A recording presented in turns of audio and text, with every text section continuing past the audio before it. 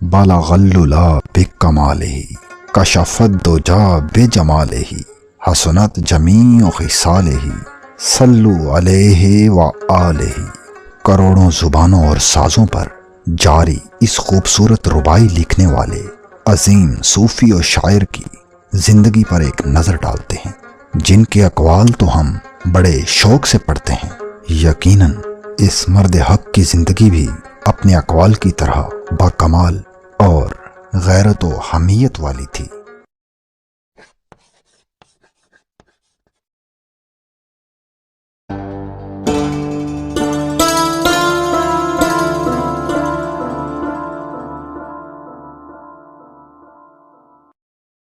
دنیا آپ کو شیخ سعدی رحمۃ اللہ علیہ کے نام سے جانتی ہے، مگر آپ کا پورا نام شرف الدین لقب اور تخلص سعدی تھا۔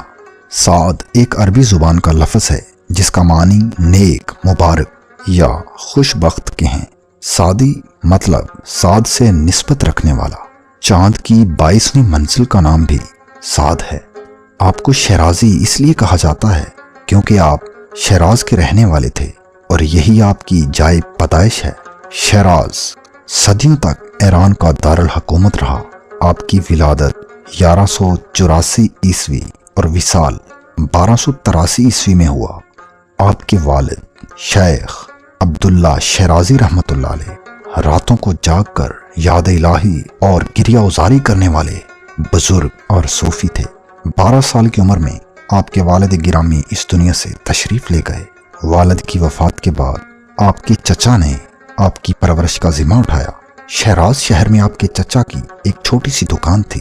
آپ نے جب شیراز میں تعلیم مکمل کر لی تو چچا سے اجازت لے کر بغداد کے سب سے بڑے مدرسہ نظامیہ میں داخلہ لے لیا۔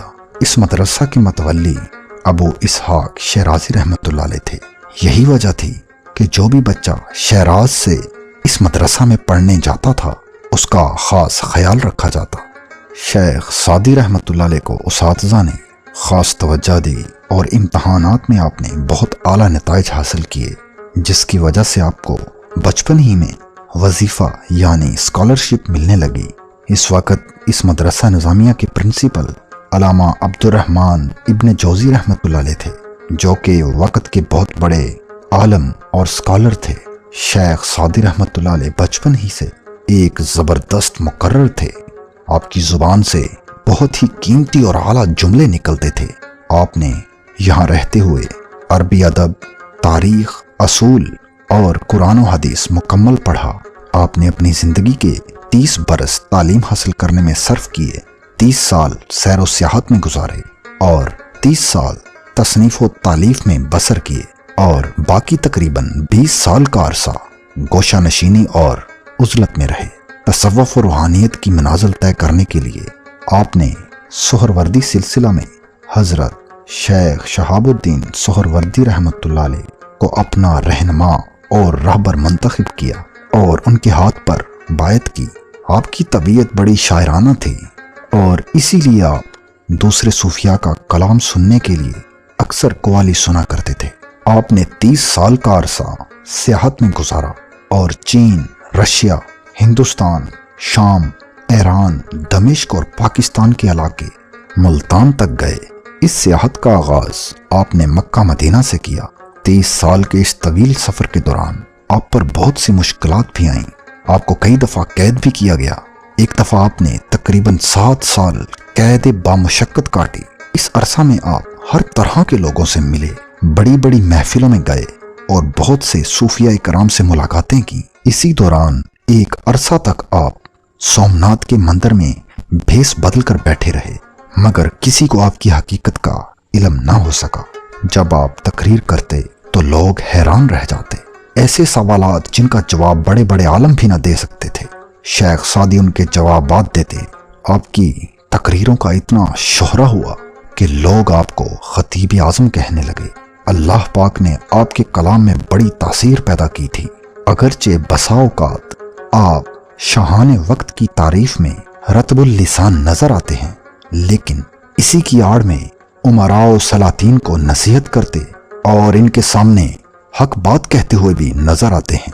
اور یہ اس وقت کی بات ہے کہ بقول شیخ علی بن احمد جب بڑے بڑے علماء و مشائخ ایک سبزی فروش اور قصاب کو بھی نصیحت کرتے ہوئے گھبراتے تھے، شیخ سعدی رحمت اللہ علیہ نے گلستان میں خود لکھا ہے کہ بادشاہوں کو نصیحت وہی کر سکتا ہے جسے نہ اپنے سر کا خوف ہو اور نہ زر کی امید۔ آپ کی زندگی صبر و قناعت اور عزت نفس سے عبارت ہے۔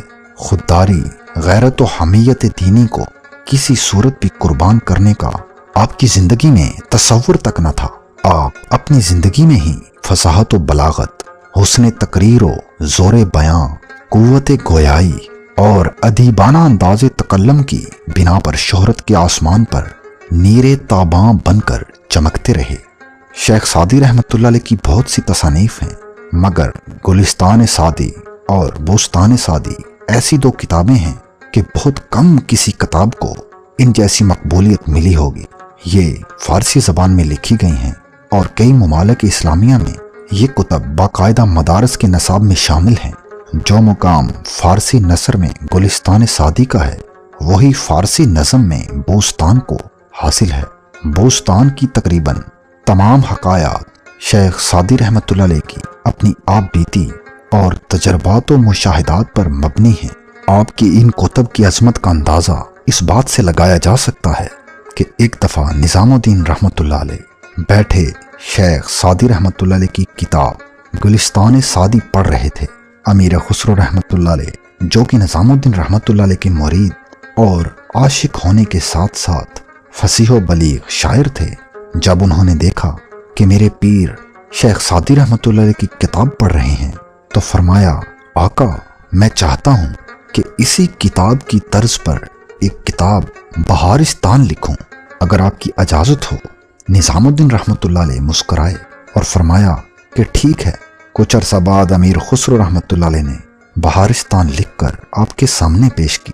آپ نے اسے کھول کر چند صفحات پڑھنے کے بعد فرمایا، خسرو تم نے فصاحت و بلاغت بہت استعمال کی، مگر یاد رکھو کہ شیخ سعدی رحمت اللہ علیہ کی کتاب ایسا گلستان ہے کہ جس کی سیر حضور اکرم صلی اللہ علیہ وآلہ وسلم خود بھی فرماتے ہیں۔ پھر اسی رات خواب میں امیر خسرو رحمت اللہ علیہ نے دیکھا کہ آقا دو جہاں صلی اللہ علیہ وآلہ وسلم تشریف فرما ہیں اور گلستان سعدی کا مطالعہ فرما رہے ہیں۔ سبحان اللہ! شیخ سعدی رحمت اللہ علیہ ان صوفیاء میں سے ہیں جن کو اللہ نے ظاہری حیات میں ہی بہت شہرت عطا فرما دی۔ جہاں تک آپ کی ازدواجی زندگی کی بات ہے تو آپ کی شادی آپ کی مرضی کے بغیر کی گئی۔ آپ کا ایک بیٹا بھی تھا جو بچپن ہی میں وفات پا گئے۔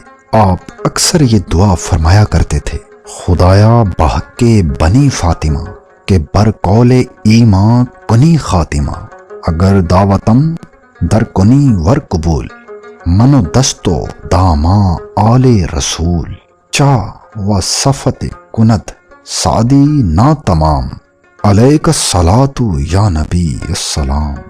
یا رب، حضرت فاطمہ رضی اللہ عنہا کی اولاد کے صدقے میرا خاتمہ ایمان پر کرنا، چاہے تو میری دعا کو رد کر دے یا قبول کر کہ میں آل رسول کے دامن سے لپٹا ہوا ہوں۔ سعدی نا تمام و حقیر آپ کا کیا وصف بیان کرے کہ اے نبی آپ پر درود و سلام ہو۔ شب جمعہ شوال 691 ہجری آپ اس دنیا سے رخصت ہوئے۔ آپ کا مزار شیراز میں ہی واقع ہے۔ آپ فرماتے ہیں، جو نصیحت نہیں سنتا اسے ملامت سننی پڑتی ہے۔